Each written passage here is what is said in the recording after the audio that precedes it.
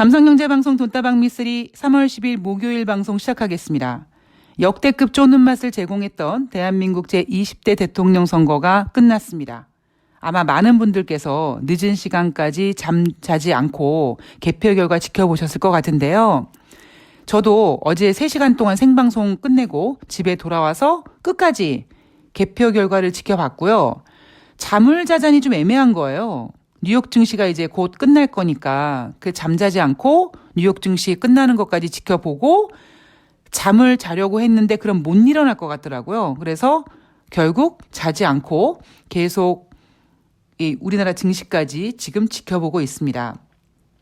돈다방 미스를 청취하고 계신 분들 중에서 본인이 지지한 후보가 대통령이 되신 분들은 기분 좋은 아침이 되셨을 거고요. 그리고 미스리처럼 이재명 후보님을 지지한 분들은 화나고 속상하고 걱정되고 이런 아침을 맞이하셨을 겁니다. 아침에 제가 굉장히 많은 연락을 받았는데요. 미쓰리 괜찮냐고 그런 연락을 많이 받았습니다. 많이 걱정해 주시는데요. 제가 여러분 어제 방송에서 그랬잖아요. 제가 어렸을 때는 시를 좋아했던 문학소녀였는데 직업병인지 아니면 제가 인생을 바닥을 찍고 여기저기 부딪혀서 상처를 입고 그 상처에 만들어진 굳은 살 때문에 이렇게 냉정하고 평정심을 유지하는 캐릭터가 되는지는 모르겠다. 뭐 이런 얘기를 해드렸는데요. 물론 저는 어렸을 때 약간 독종이라는 얘기는 좀 들었습니다. 그런데 확실히 그 사회생활하면서 제가 하려고 했던 어떤 그 부분에 부딪히면서 거기에서 얻은 상처가 저를 더 강하게 만들어준 것 같아요. 제가 이재명 후보님을 지지하는 이유는 물론 일을 잘해서 이런 것도 있지만 개인적으로 약간 연민이 있거든요. 그 연민이 뭐냐면 가난한 어릴 적 환경을 이겨내고 그리고 어떻게 보면 사회생활에서 변호사님까지 되셨잖아요. 그런데 정치판에 뛰어들어서 그 정치판 안에서 얼마나 많은 벽에 부딪히셨겠습니까? 그죠? 국회의원도 한 번도 해보지 못하셨으니까. 그 이재명 후보님의 그런 모습을 보면서 제 삶이 이렇게 투영되는 거예요. 어렸을 때 가난하게 살았고 힘들게 살았고 그래서 정말 많은 사람들이 야 네가 어떻게 증권회사를 입사해? 할 정도로 그래도 제도권이라는 증권회사에 입사를 했고 그리고 방송을 하게 됐는데 증권회사에 다니면서 방송을 할 때는요. 여기저기서 막 나오라고 연락을 하고 한 2, 3분 정도만 전화통화 연결을 해도 막 몇만 원씩 출연료를 제공했거든요. 그런데 제가 증권회사라는 울타리를 이제 제끼고 제가 프리랜서로 저 혼자서 움직이다 보니까 너무 상처를 많이 받는 거예요. 그러니까 어느 정도까지는 그래 방송해라 라고 하지만 출연료는 받지 못했고요. 그리고 결국 방송하는 중간에 뭐 국장이나 뭐 이런 사람들이 자기네들 원하는 대로 저를 이용해 먹으려고 하는 부분이 있었고요. 그게 제가 결국 그런 거를 이제 견디지 못하고 이제 때려쳤는데, 제 남자친구는 객관적으로 뭔가를 분석하고 평가하고 뭐 그런 결론을 내려야 되는 직업을 갖고 있는 사람이고 게다가 미국에서 생활하다 보니까 더 저를 객관적으로 보거든요. 제가 돈다방 미쓰리를 시작하게 된 계기도 남자친구가 한번 해봐라. 그렇게 힘들어하지 말고 한번 해봐라. 이렇게 제안을 했던 사람이고 제가 돈다방 미쓰리에 너무 열정적으로 막 또 뛰어드니까 그때 해준 얘기가 뭐였냐면 자기는 만약에 미국에서 태어났거나 아니면은 일찍이 미국에 왔으면 더 많은 기회가 제공이 될 텐데 한국은 안 된다. 뭐 이런 얘기를 해줬습니다. 그래 참 제가 안타깝대요. 아깝다고 하더라고요. 근데 저는 사실 그 얘기를 되게 부정하고 아니야 내가 할 수 있어. 그리고 막 계속 이 방송국 저 방송국 막 여기저기 두들겼는데 안 된 거죠. 어느 순간에 안 되는구나라는 것을 인정하게 되고 그래서 제가 할 수 있는 제 능력 안에서 할 수 있는 거를 이제 하나씩 만들어가는 과정이거든요. 그러다 보니까 저는 그 이재명 후보님을 보면서 어땠을 거라는 그 느낌이 오는 거죠. 아마 이재명 후보님도 속상하시겠지만 저처럼 굳은 살이 많이 박히셔가지고요. 또 다시 일어나실 겁니다.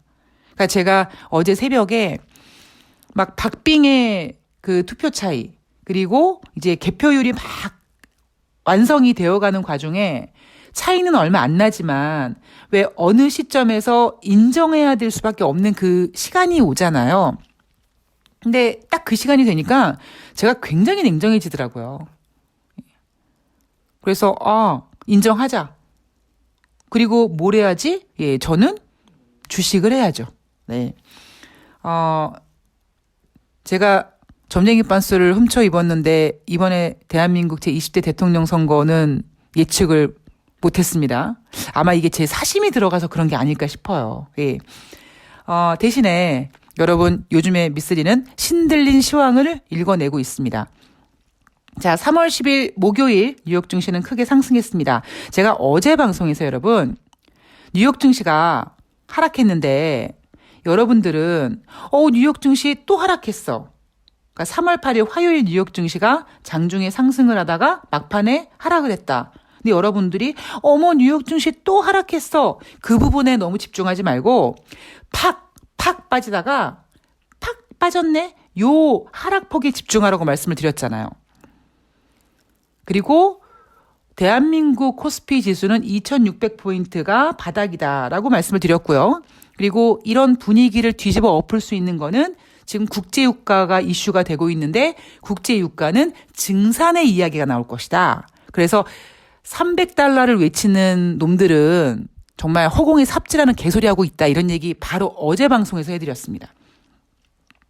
자, 여러분 속상하신 분들은 그래도 여러분들 주식 투자하시면서 미쓰리라는 믿을 만한 구석이 하나 있으시니까 힘이 좀 나지 않으십니까?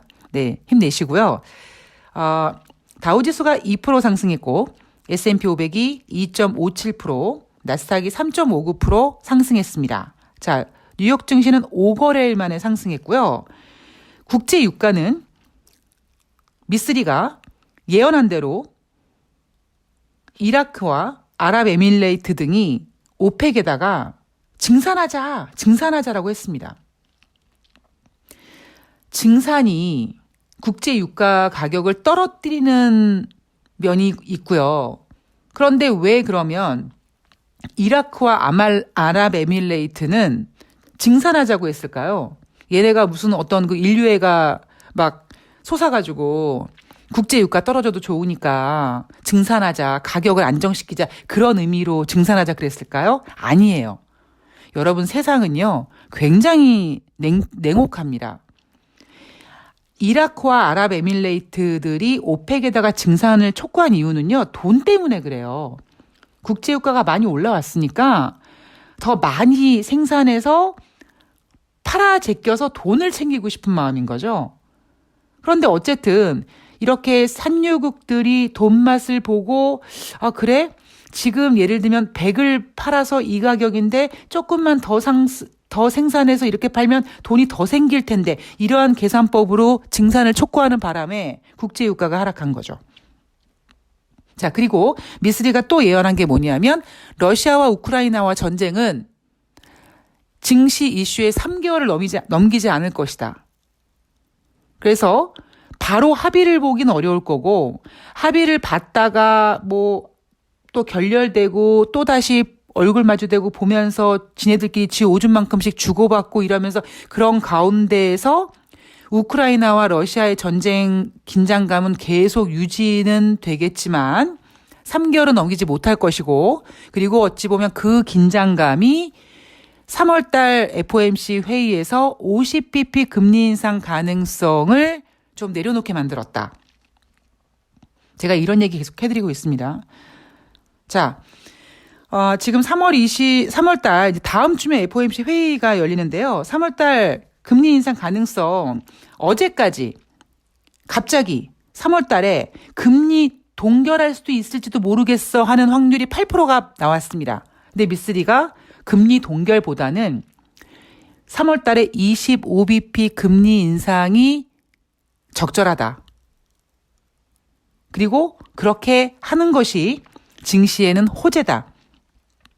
당장 여러분 다음 주에 25bp 금리 인상을 하면은요. 물론 제롬 파월 연준 의장이 혹시 뻘짓하는 바람에 뭐 대차대조표 얘기를 하거나 아니면은 25bp 금리 인상을 했는데 뭐 다음 5월 달 회의에 뭐 얼마를 또 하니 이렇게 또 전문가들이 또 삽질하는 소리 하지 않는 이상 3월 달에 25bp 금리 인상은 증시에서는 일단 눈앞에 나타난 불확실성이 제거되는 관계로 괜찮습니다. 그리고 다시 말씀드리지만 연준은 올해 3번의 금리 인상을 예상하고 있다 보니까 3월 달에 금리 인상을 해버리면 나머지 2번의 금리 인상은 증시에 영향을 끼치지 않고, 아니죠. 영향을 아주 안 끼칠 수는 없죠. 그러니까 영향을 덜 끼치면서 안정적으로 진행할 수 있습니다. 3월달 금리 인상이 그렇게 나쁜 건 아니다. 대신 그 능력도 없는 전문가들이 거기다가 계속 얘기하잖아요. 그러니까 제가 속상한 게 이런 거예요, 여러분. 여러분 다른 증권사 유명한 센터장들, 다른 이런 이름 있는 사람들 저보다 시황 잘 봅니까? 아닐걸요? 미쓰리가 제일 잘 볼걸요? 근데 맞추지도 못하고 제대로 보지도 못하는 그런 사람들은 연봉을 억대 연봉 받고 막 이러잖아요. 근데 오직 그런 거 없이 그냥 실력으로 저 하나가 그냥 온몸을 다 쏟아붓고 열심히 최선을 다하는데 저는 그러지 못하잖아요. 그러니까 저는 그게 속상한 거죠. 물론 미국도 그런 문화겠지만 글쎄요, 대한민국은 그냥 좀 아직 멀었구나라는 생각을 좀 했습니다. 자, 여러분, 우리 정치 얘기는 이제 좀 제끼고 다시 주식시장에 집중을 해야 됩니다. 예. 제가 여러분들께 어제 시황 얘기해 드렸잖아요. 물론 저는 개인적으로 되게 속상해요. 뭐가 속상하냐면 제가 여러분들의 호응을 보고 당장 그 다음날 진행하겠다라고 했는데, 물론 대통령 선거라는 너무나 그 큰 이벤트가 있다 보니까 여러분들이 차마 거기까지는 내가 생각을 못했어 라고 하실 수 있지만 여러분들의 반응이 별로 뜨겁지가 않아가지고요. 예, 좀 더 지켜보도록 하겠습니다. 여러분 시황은요 굉장히 중요합니다. 예. 저는 종목 잘 보는 사람보다 시황 잘 보는 사람이 되고 싶습니다. 시황 잘 보는 것이요. 종목은요. 우리나라 지금 딱 보니까 여러분 알다시피 주가 조작 이런 거 있잖아요. 종목은요. 선수들이 막 가지고 놀아요. 그러니까 여러분들이 어떻게 할 수 없는 영역이에요. 그럼에도 불구하고 여러분들은 종목을 매매하시기 때문에 시황을 알아야지만 내가 물린 종목을 계속 가지고 가야 될지, 털어야 될지, 더 사야 될지, 말아야 될지가 나오는 겁니다. 그래서 제가 시황에 대한 중요성을 계속 언급해 드리고 있고요. 세상이 굉장히 냉철하고 좀 못된 게 뭐냐면, 제가 갑자기 이제 대통령 선거 하니까 미국의 대통령 선거가 기억이 났는데, 여러분 혹시 기억나실지 모르겠는데요. 트럼프 후보와 힐러리 후보가 붙었을 때 월가에서는 힐러리에다가 베팅을 했습니다. 힐러리가 될 줄 알았죠. 그래서 증시에서도요. 힐러리가 대통령이 되면은 오른다고 했고요. 트럼프가 대통령이 되면 빠진다고 했습니다. 그런데 정말 아이러니한 게요. 미국과 우리나라는 시간차가 있잖아요. 그래서 미국의 대통령 투표 개표가 진행되는 동안 트럼프가 앞서가는 진행 상황이 나왔을 때, 그때 그 시간에 우리나라 주식시장이 열렸을 때거든요. 우리나라 주식시장은 빠졌습니다. 왜 빠졌냐면 글로벌 증시 상황에서 뉴욕 증시는 트럼프가 대통령이 되면 안 좋다고 했으니까. 그러니까 정작 우리나라 증시는 빠졌어요, 그날. 그런데 그 다음날 아침에 눈을 뜨고 일어나니까, 즉 미국 증시에서 트럼프 대통령이 우위를 점하고 있고 당선이 확실시 되고 있는 이런 결과를 가지고요. 뉴욕 증시는 상승을 합니다. 제가 그 모습을 보면서 야, 진짜 개떡 같다라고 했습니다. 그때 어떤 평가가 나왔냐면 그래, 트럼프 대통령이 설마 미국을 망치겠어? 잘할 수 있을 거야. 한번 기대해보지 뭐. 이런 평가가 나오면서 뉴욕 증시가 상승했어요. 그래서 아마 그때부터 돈다방 미스리 들으시는 분들은 기억하고 계실지 모르겠습니다만 결국 경제는 뭐다? 예, 말장난이다. 코에 갖다 걸면 코걸이요, 귀에 갖다 걸면 귀걸이입니다. 우리나라 증시도 마찬가지고요. 우리나라 증시는 더 하겠죠. 그나마 여러분, 우리나라 증시는 정치에 그렇게 큰 영향을 받지 않습니다. 우리나라 증시는 뉴욕 증시에 영향을 많이 받습니다. 그래서 아마 제가 올해 글로벌 경제 이슈 중에서 디폴트와 미국의 정치적인 불확실성이라고 말씀을 계속 드리고 있고요. 이제 시간이 좀 지나가면서 아마 제가 조 바이든 얘기를 좀 많이 할지도 모르겠습니다. 조 바이든 얘기를 하다 트럼프 얘기를 할 수도 있을 것 같아요. 자, 여러분 돈다방 미스를 들으시는 분들이 거의 아마 주식 투자하시는 분들이시잖아요. 속상하고 뭔가 억울하고 그런 감정들을 좀 내려놓고 미쓰리처럼 냉철하고 이성적으로 다시 재정비해서 주식시장에 집중하고 여러분들의 지갑을 지키는 거에 집중하고 여러분들이 시황이라든가 어떤 주식 매매하는 것에 대해서 조금 더 집중하셨으면 좋겠습니다. 자, 여러분 오늘 화이팅 하시고요. 제가 오늘은 방송을 조금 일찍 올려드렸어요. 왜냐하면 여러분들이 저를 걱정하실까봐 미쓰리 어떻게 하고 걱정하실까봐 걱정하지 마십시오. 예, 저는 이런 사람이에요, 여러분. 그러니까 걱정하지 마셨으면 좋겠다라는 의미로 제가 오늘 방송을 조금 일찍 올려드렸습니다. 자, 지금 제가 이슈들은 좀 짚어드리고 있잖아요. 뉴욕 증시가 이렇게 올랐다고, 그리고 뭐 다음 주에 25bp 금리 인상을 한다고 악재가 없는 게 아닙니다, 여러분. 지금 악재와 호재가 엄청나게 쪼는 맛을 가지고 지금 팽배하게 기싸움을 하고 있습니다. 올해는요, 제가 선수들의 장이라고 했죠. 정말 한순간도 풀어지면 안 돼요. 계속 이슈들을 체크해야 되고 흐름을 봐야 됩니다. 자, 여러분 오늘도 화이팅 하시고요. 저는 다음 방송에서 뵙도록 하겠습니다. 걱정해 주셔서 너무 감사하고요.